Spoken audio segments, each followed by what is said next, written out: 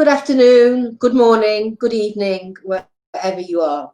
So thank you so much for joining us at Culture Reframed. My name is Gail Dines and I'm President and Founder of Culture Reframed. We really appreciate you being with us this afternoon. We understand you probably maybe got other things to do. We're not so sure given this situation, and I hope everybody is well and healthy who is out there. So first of all, I'd like to say that this is one of many in our Facebook Live.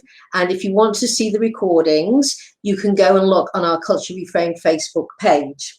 When you put questions in or you just want to say where you are, we'd love to hear who you are and where you're from. So please feel free to go ahead with that. And also, if you would like to join for our newsletter, go to the left-hand side of the Culture Reframed Facebook page and click on join our email list. And also you can go to the Culture Reframed website and you can join there as well. And we're really thrilled to have you. And today is going to be a very interesting conversation. I'm going to introduce somebody who probably for many of you doesn't need much introduction. So I'm thrilled to be actually interviewing Jackson Katz, PhD, who has long been a major figure and thought leader in the growing global movement of men working to promote gender equality and prevent gender violence. He's co-founder of the multiracial Mixed Gender Mentors in Violence Program, MVP for short, one of the longest running and most widely influential gender violence prevention initiatives in North America and beyond. Jackson has lectured and trained in all 50 states, 8 Canadian provinces, and every continent except Antarctica. Very impressive. So first of all, welcome, Jackson. Hi, Jackson. Hi, Gail. Thanks. It's great to be with you. Well, first of all, we have to be honest and say we've known each other for over 30 years and been friends. And I just want to tell a story of how I got to meet you. So one of my students had been on a women's march that you were on, and came back very excited and said, there's this guy I met, he's great, and he wants to come and talk at Wheelock to talk about feminism and men and masculinity. And of course, I didn't know who you were at that time. We were both young and new to this. And I called you and it turned out you lived near me, if you remember, and we arranged for you to come over to my house at 7. And just as 7 is approaching, David, my husband, starts to go out. And I said, David, where are you going? He said, I've got a meeting. I said, you're not going out. I said, we've got a 2-year-old in bed and a strange guy I've never met is coming over. No, you have to say, well, this strange guy ended up being one of our closest and dearest family friends. Also colleagues, we've written together, we've spoken together, we've traveled together to talk. And I remember the last time was in Malmö. Do you remember in Sweden when we spoke together? That was fun. Yeah, I remember that. So we've had a long history in many ways. And of course, I'm a great admirer of your work and what you do. So I'd like to sort of talk about, the first question is really to say, at Culture Reframed, we focus on the harms of growing up in a porn culture for boys and girls. Could you address what you think are some of the harms of porn culture for boys? Sure. But before I do that, I just want to say in response to your welcoming comments, Gail, I think it's important to say as a man doing the kind of work that I do, supportive of women's rights on a broad spectrum and obviously intersecting with all kinds of other oppressions and inequalities and such. But there is a movement of men, and it was started out very small in the 70s and 80s, and I was involved starting in the early 80s. But you have been welcoming of me and supportive of my work from the beginning of our friendship and our colleagueship. And I think it's really important to note that the movement of men globally, not just in the United States, but globally, who are engaging not just with porn culture, but with men's violence against women and gender justice issues broadly. That movement of men is indebted to women's leadership, and we wouldn't be where we are, both politically, the leadership from women, both intellectually, politically, socially, personally, and every other way. It's very similar to the current moment that we're seeing, white people getting involved and going out in the streets, young white people supporting the Black Lives Matter movement and racial justice and white allyship being seen as an important part of being a good person, and as well as a socially responsible person in the 21st century. Well, it's very similar to men working on issues of sexism and gender justice. And there's not enough of us, but to the extent that there are men involved, women like yourselves have been centrally involved in making that happen. And I think it's important to say, especially because feminist women in particular so often get accused of being so hostile and anti-male that somehow men aren't even in the picture. And I think that's just a caricature and a stereotype that my friendship with you and our work together has put the lie to.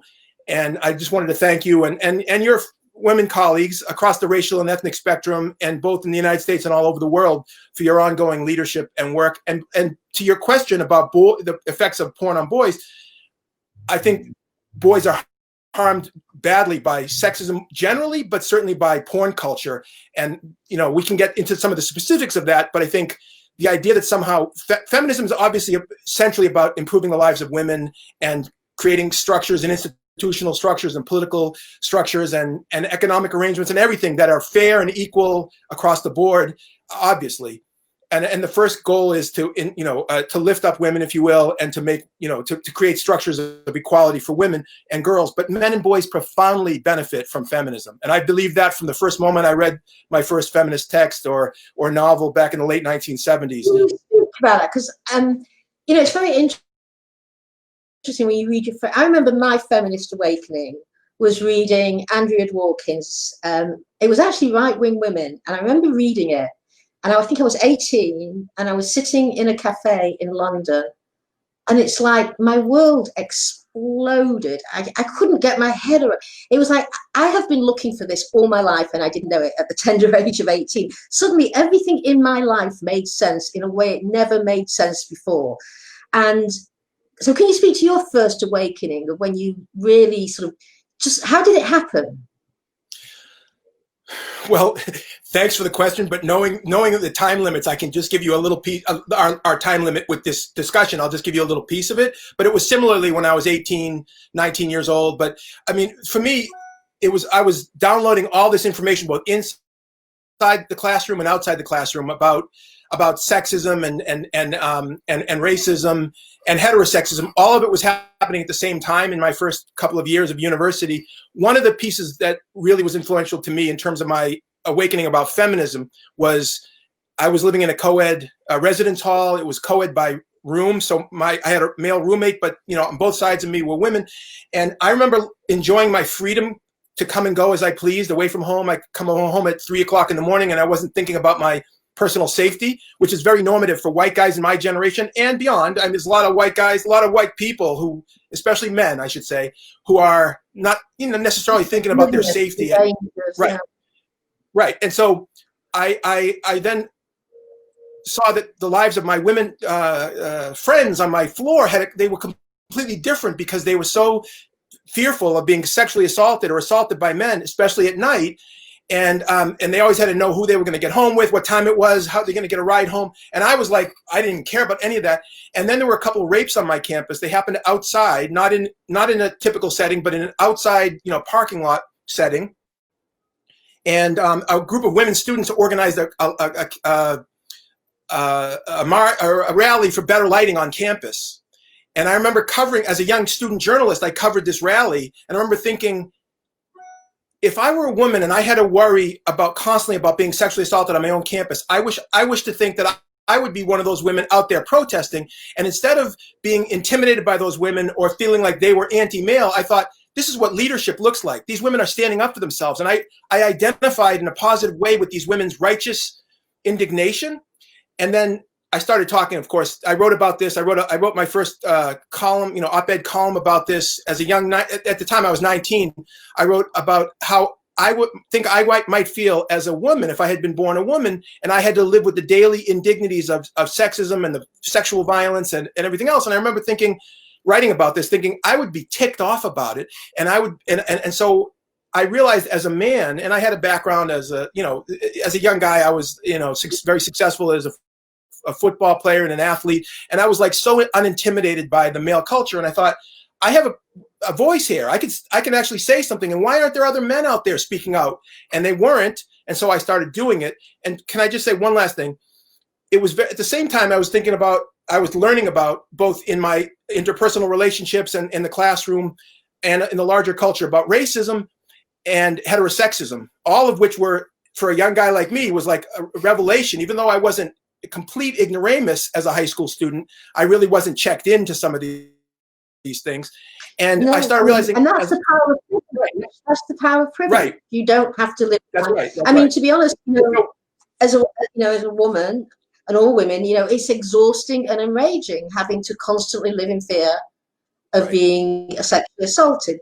So let's talk about where this comes from, the porn culture. So how do you think boys today, and this is really a social experiment. We've never brought up boys before with access to hardcore porn, free hardcore porn, just 5 seconds away. What effect do you think it has on boys growing up today? I think there's a lot of sad and lonely boys. I think there's a lot of confused boys. I think we're setting boys up, heterosexual boys up, to have really problematic sense of themselves as sexual beings, a sense of themselves as relational beings. We're setting up a lot of loneliness. I think a lot of boys are confused. I think that because porn is the primary source of sex education or sex miseducation, not just for girls, but for boys, a lot of boys are a bit clueless. Because they think that, this is the power of media, as you know, and obviously you've been at the front edge of trying to understand, porn as a form of media that has deep teaching embedded in it, belief systems that are being communicated and transmitted and being received and being downloaded. And think about all these boys and young men who have not had much at all, if some cases not at all, sexual or romantic or intimate relations with girls or women, but they have had exposure to porn's narratives about what is sort of normative heterosexual interaction. And in the real world, as you know, and you've been teaching this for decades, in the real world, what porn constructs as a fantasy, in the real world, is often rape and sexual assault and incredible abuse. Sexual sex, yeah. I mean, what's interesting about pornography, it's not just a narrative about sex. It's a narrative about what constitutes mainstream masculinity, femininity. I mean, porn is really a story about the social construction of women and men. Right. And it also is a legitimizing form of propaganda of why women should be a subordinate sex class. I think no other genre anywhere delivers messages so clearly, crisply, cleanly, and succinctly as porn. And that message is delivered to men's brains via the penis, which is a very effective delivery system. So I think it's important to understand, in some cases, boys as victims of the porn industry, because they're being heavily targeted through algorithms and social media platforms, and that many boys, I would go as far as say, being traumatized, because when they think they're going to, even if they tend to put things like boobies into Google, not porn, they're not expecting what they're going to see. They're catapulted into a world of sexual violence. What does this do to a 9, 10, 11-year-old? I agree. And I think this is and you have said this, and I'll say this, as well. Concern for our girls and our daughters and for women should be obviously central about why we're talking about porn and why porn culture needs to be, taken apart, if you will, and certainly understood and deconstructed, but also resisted. But it's also concern for boys and for men. And I don't mean to equate the two, because that again, I appreciate that the first concern is women and girls, but I do think that, yes, a lot of boys and men are being, as you say, traumatized and being ill-served and are being set up in a sense. And one of the things that I say to boys and men, to the extent that people look to my guidance or advice on this, is I'll say, if you want to be if you're a boy or a young man, or you have a role as an adult in the lives of boys and young men, and you want to help that boy, if he's heterosexual, to grow into a healthy human being that has healthy relations with girls and women, tell him to stay away from the porn culture, because it's going to harm his ability to have a good life. In addition to the social justice aspect of it. Like, you have responsibility to girls, you have responsibility to be a good person and speak against injustice, obviously. But if you broaden it out to self-interest and say that it's actually in your interest as a young man, or as an adult who has a concern about a young man or a boy, it's in your self-interest in addition to being your responsibility, then you broaden out the number of people who pay attention. But you know what? In a porn culture, asking a kid to stay away from it is like asking them not to breathe polluted air. I mean, there's no way. This is what the culture has done. It's become so toxic that this is normalized. And, Right. you know, you wouldn't. This is why at Culture Reframed, we don't blame parents, because it's asking a parent to keep a kid away from porn culture is like telling them to keep them away from polluted air. It's just not doable or possible. Right. So, Right. having said that, and understanding this is a macro social issue, you know, based in gender and sex class inequality, how can we help boys become more resistant and resilient to porn? What do you think we can put in place? Well, number one, I think Culture Reframed is doing incredibly important work. So I think the resources that you're providing for parents in particular, but not exclusively, is really important. And framing it as a health issue and a public health issue is a really important reframe. Getting it away from the politics of quote unquote morality and sexual morality, and it's really more instructive and more intelligent, if you will, to think about it as a question of public health. But I would say that I think we need more men involved in this conversation is one of the key things that we need going forward, because there have been very few men, adult men. I'm not talking about boys. In other words, if the goal is getting more boys, helping more boys to be resilient in the face of and resistant to the depredations of the porn culture, we need more adult men in that game and in that struggle, both on the micro level and the macro level. In other words, there have to be men in the public sphere talking about this, not just women. There have to be fathers, not just mothers. And I've been to, as you know from your travels over the last decades, a lot of boys and young men and men come out to talks and are somewhat shaken up because it's put right in their face that this is the culture that you're existing in and perpetuating by either your actions or your silence. And and I think a lot of men do get shaken up, but I do think that the vast majority of people who have spoken out on this subject, whether it's in families or in the public sphere, have been women. And so a lot of men have taken a pass. And I think that boys need to see adult men taking a stand on this matter. And they need to see adult men saying that their concern is for women, but it's also for men. It's for girls, but it's also for boys. And then you'll begin to see some boys. It's not easy. I'm not saying it's going to be easy for boys, because, by the way, it's not easy for men. One of the reasons why so few men have spoken out is because a lot of men feel policed into conformist silence, because they're going to be called either soft or weak or feminized or any number of things, which is why it takes some strength and some courage, to be honest with you, among men to say some of these most basic things. But when men hear men saying these things, as well as when they hear women, but when they hear men saying these things, I think sometimes men feel like, oh, finally somebody else said it, because I didn't really want to say it. But now that he said it, maybe it's more acceptable. Well, that's great. But one of the things that I've often found when I go and give lectures, and it's mainly women in the lectures, right? Even if I'm doing to pediatricians, social workers, or whatever.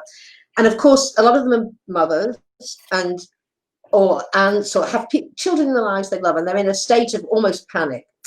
And we get into really good conversations. And then what always comes up is, if I have the porn talk with my son, do I need to bring this up with my husband? Because a lot of them don't. They kind of know their husbands are using porn and they have ignored it. And now they realize there is a conversation to be had that could very well blow up the marriage, blow up their lives. And I found that's been really a stumbling block in many ways for women to do this, because they're anxious about confronting their husbands. Because what do you do with the knowledge once you know your husband is a porn user? What are you going to do with that? I know. No, and believe me, I appreciate it. That's why I often say when people ask me for advice, I say that I don't want to, like, especially when women ask me what to do. And I don't want to tell you what to do. It's easy for me to say what I think would be good for you to do, but you have to make choices about your own relationships. But people have to decide, men have to decide, the use of porn is an ethical choice that they're making. And when faced with the reality that porn helps to perpetuate an incredible level of sexual violence and brutality and sexism against women. When faced with that, men have to choose. Men have to know that the choice to use porn in the face of that is a choice to perpetuate sexual violence, inequality, sexism, and all those other things. An industry that is based on the brutalization of women. Right, and so they have to. And again, that doesn't make it any easier for a woman who's in a relationship with a man, but in a sense, that woman has to prioritize the relationship. If the man chooses to continue to use pornography after being confronted, in a sense, with this sort of ethical choice explicitly, because I think a lot of men avoid thinking about it.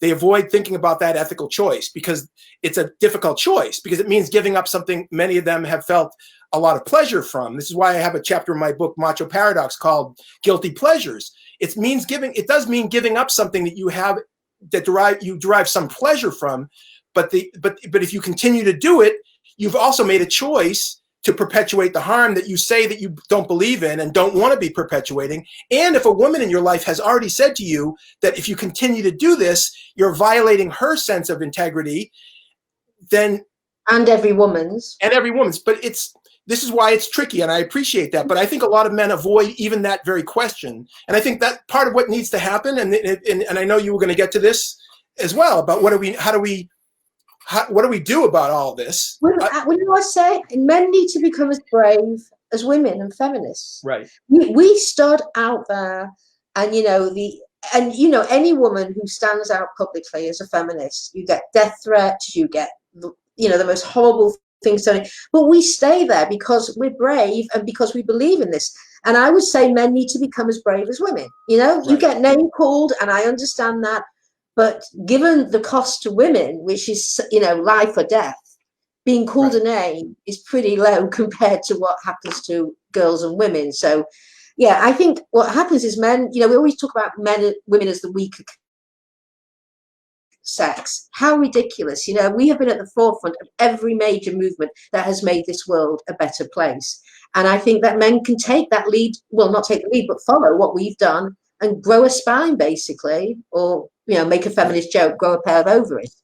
So, I absolutely think that. Well, so one of the things, sorry, go on. I was going to say, just in brief, the whole bystander approach that I and my colleagues sort of pioneered. We were, the MVP program was the first program to implement the bystander approach. But the whole idea of that was initially, how do we get men who are in male peer cultures, friends, teammates, classmates, colleagues, and coworkers, to challenge and interrupt other men's enactment of sexist behaviors, ranging from telling sexist jokes to all the way to sexual assault and gang rape and everything else. And it turns out that it's more complicated than it looks, because people think, well, it's obvious. You should just say something. You should just interrupt. You see something wrong, you just say something. But there's all these dynamics in male peer cultures that keep men silent. And I just wrote a piece published in Ms. Magazine about the fellow officers of Derek Chauvin in the Minneapolis murder of George Floyd. And because so many people are saying these 3 police officers with Derek Chauvin, why didn't they speak up? Why didn't they stop him from doing what he ended up doing, which is murdering this man? And I was exploring some of the issues of bystanders and how men operate in peer cultures. And if you get down one step beneath the surface, you realize that there's all kinds of dynamics that are going on in male peer cultures that keep men from speaking up. And it takes guts and it takes strength often, and it takes self-confidence often for a man to challenge or interrupt another man. So, for example, in porn culture, a young man might not like the way that one of his friends or his teammates or his workmates is talking about women or using porn or referencing porn culture, but he doesn't say anything, often because he knows that if he does say something, if he does somehow interrupt this process of porn being normalized in this discourse, that he's going to take a risk with his relationship with the guy, with his standing, his peer culture. And a lot of guys decide not to do it. I have a question then. So, of course, it's taking a risk. But why do you think so many women have jumped that line and taken that risk with a great cost to them to stand up against male violence and men? Because so few men have taken that risk. Harm more directly. It's the same reason why more white people haven't spoken up about racism. It's because they see and feel the harm more directly, and they think it's obvious. And I think a lot of people of color are like, why don't white people just speak up? This is so obvious. And I think it's because they not having been. It's not just about privilege. I mean, privilege is a part of it, but it's about the mechanisms within privilege that maintain conformity to a certain kind of norm. And breaking from that norm means you're paying a price for that. And I think the path of least resistance is to say nothing. And the path of least resistance for men who are uncomfortable with porn culture is to say nothing, or to pretend that it's just a private matter, or to tell themselves fairy tales that these women are consenting adults, so it doesn't really matter. I mean, all that stuff, that architecture of legitimization serves the function of allowing men not to have to make the ethical choice. I'm going to perpetuate inequality by purchasing this, by masturbating to this. That's a much more difficult choice, and they'd rather not make it.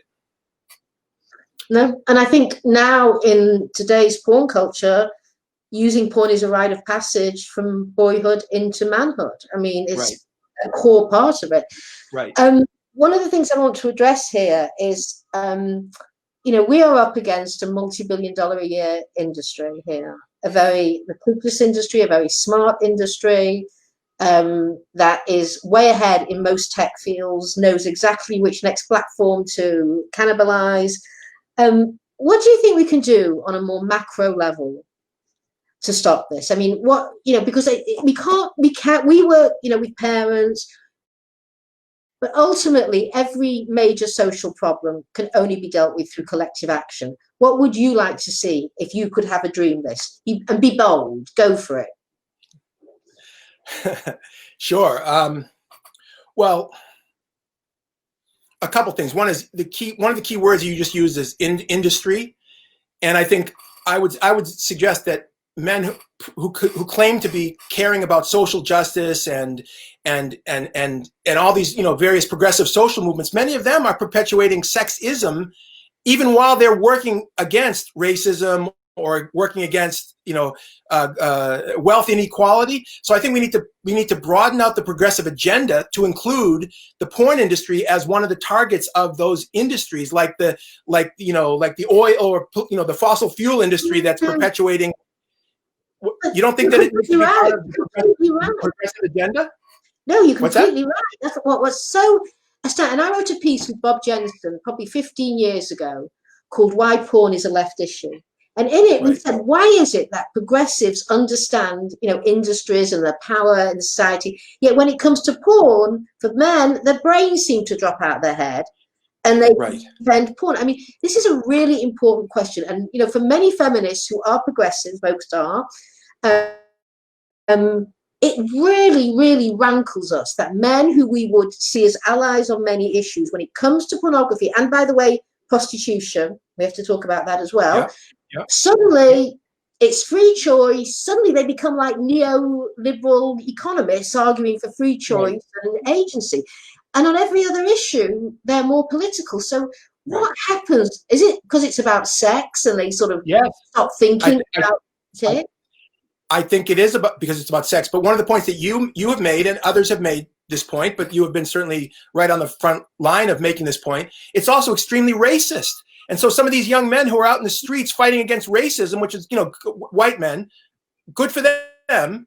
But some of those same men are perpetuating a porn industry that's incredibly sexualizing racism in ways that are unchecked. So sometimes making those connections and making those overlaps, if you will, is a really powerful way to counteract the bracketing off. I think a lot of men compartmentalize. A lot of progressive men compartmentalize. Yeah, this is about sex. I agree that generally speaking, these capitalist industries that are exploiting their workers, and that we need to overcome, neoliberalism. On one level, they then bracket off the porn industry as if the porn industry isn't part of a larger sort of corporate reality that is helping to perpetuate these inequalities. Can I also say, Gail, another important, I think, intervention, and it's not it's big. I think it's big. I think we can't talk about gender violence prevention. In other words, preventing sexual assault and sexual harassment and domestic violence without talking about porn culture. I mean, on college campuses, for example, and I've worked on college campuses for decades, it's very rare that in sexual assault prevention education, porn is even discussed. It comes up. I'm not saying it doesn't come up, but it's rarely discussed. And it's this really weird, there's like these two worlds. In one world, we talk about sexual assault is a horrible thing. We have to stop men from sexually assaulting women. We have to intervene. We have to challenge them. On the other hand, let's not talk about, the sexual violence that has been enshrined in pornography use by these very same men, because somehow that's censorious, because that's somehow prudish, because that's somehow not fun. It's amazing. And I think an incredible waste of opportunity when you have these millions and millions of dollars being spent on prevention programs, and there's this big, elephant in the room and no one's talking about it. That needs to change. I've got an interesting story to say to that. Every year there's the National Sexual Assault Conference. Is that what it's called? Yeah. So one year, Bob Jensen and we put forward a proposal. So I've spoken at, hundreds of conferences. Well, I have to tell you, I have never been grilled on the phone. 4 times they called me to check what I was going to say. I have never had that experience. And then eventually we did get our proposal accepted. Then a year later, when I put in another one, every year since it's been rejected. Right. And you know what? And I put one in about porn and public health, and they said, they wrote back and said, there's other people doing this better than you. There was nobody else doing this. So we have a very hard time getting into these major organizations that are supposed to stop sexual assault and yet don't want to talk about pornography.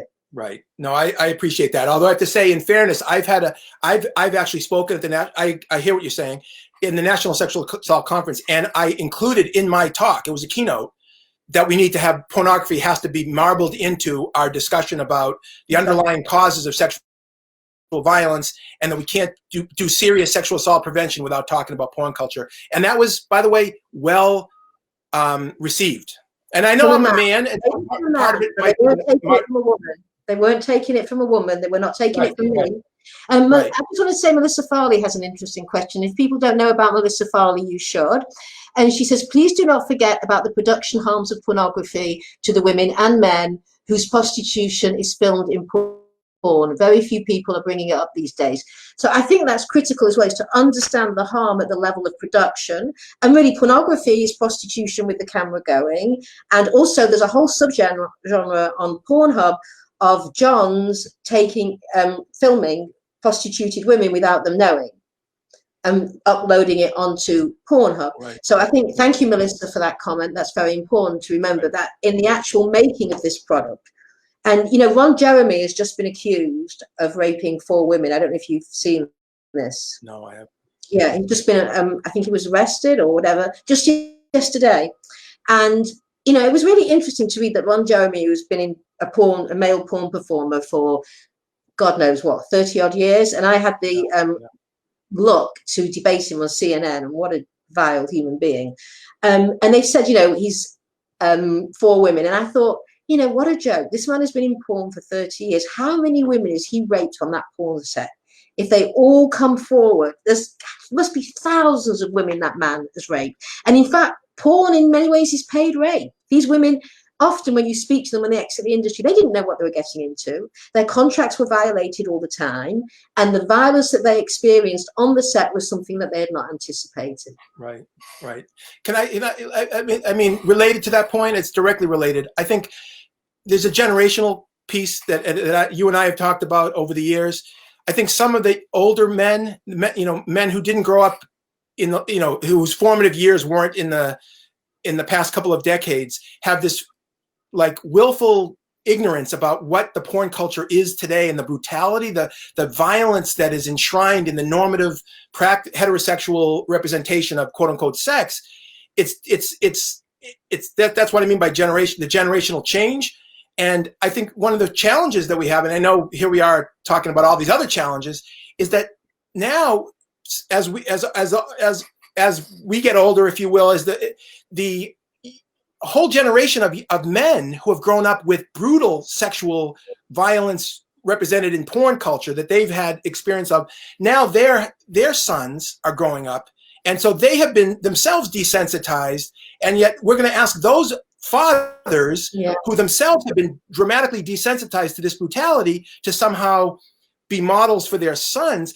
But I think one of the ways they can be models, and I don't want to be totally negative here, is that they can renounce. They can say, look, this is what I did. I got drawn into this for whatever reason. This is what became normative in my experience. But now that I'm looking at the world a little bit through clearer eyes, I have a responsibility to women, to you, to say this is wrong, and I'm going to move on and don't do as I did. And I think there's some integrity in that. In other words, I don't think adult men have to pretend to be pure in some sense, like somehow we are. It's similar, again, with white people and racism. You don't have to be a person who's never, as a white person, never even had a racist thought before you speak out against racism. That's naive. Nobody can say that. And I think that's true for men. In other words, men need to know, even if you yourself have participated in parts of porn culture in your life, it doesn't mean that you're not a good person. It means that you now have to take account of that and do better than that. And there's a power in that, in acknowledging that, and it doesn't undermine your credibility with young people. It actually enhances it. Yeah, and you know what? I completely agree, and I can see the times moving on. And I want to say one thing, which maybe is that ultimately, if you look back in history, it's always the oppressed class that run the social change. Always. You never, ever beg the oppressor for freedom by virtue of showing that it hurts you, right?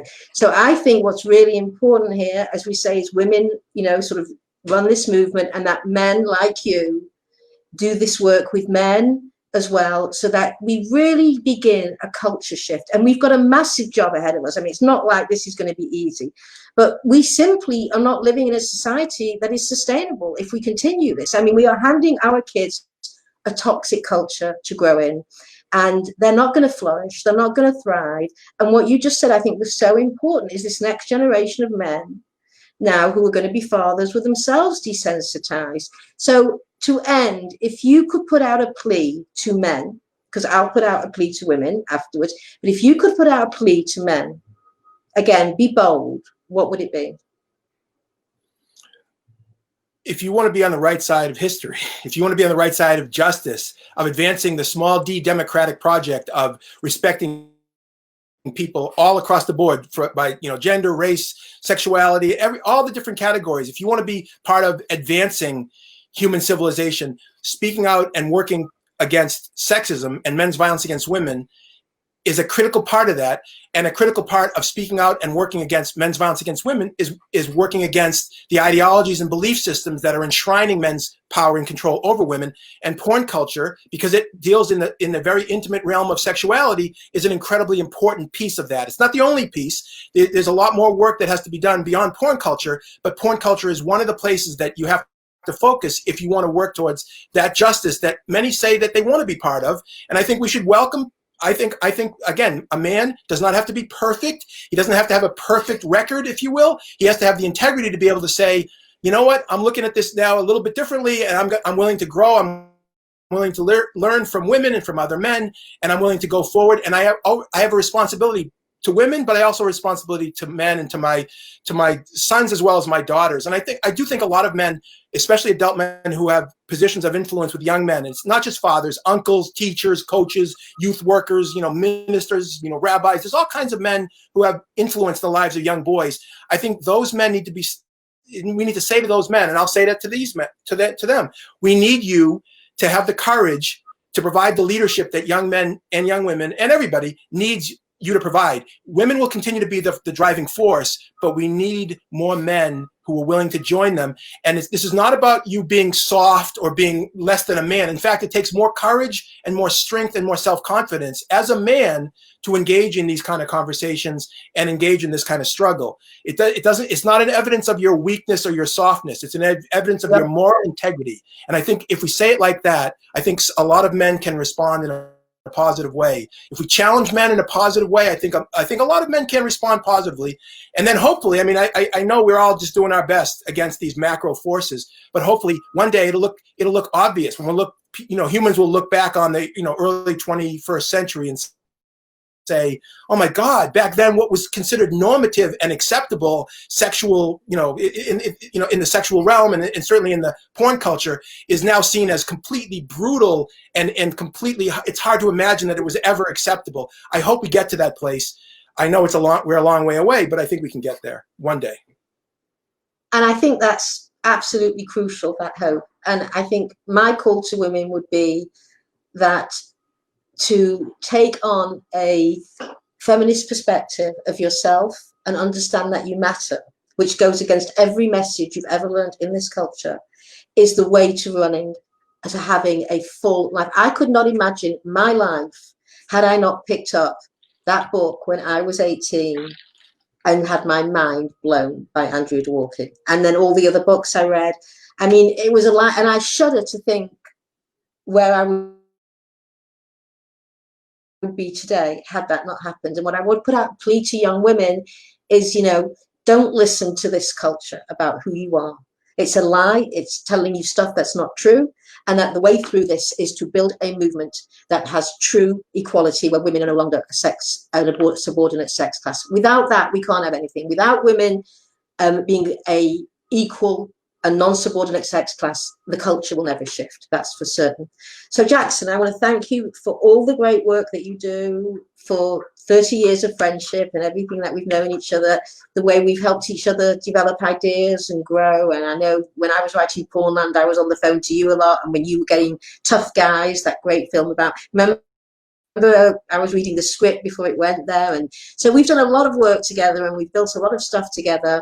And one of the great things about this work, as well as all the wonderful women I've ever met, is that we've become great friends. Yeah, likewise. Back at you, Gail. Okay, thank you so much. And thank you everybody for tuning in. I really appreciate it. This will be up on our Culture Reframed Facebook page for those who missed it, which obviously you're not here now, but let your friends know it will be. And we're going to have some more of these. We've got some great ones lined up. Go to, again, the Culture Reframed page.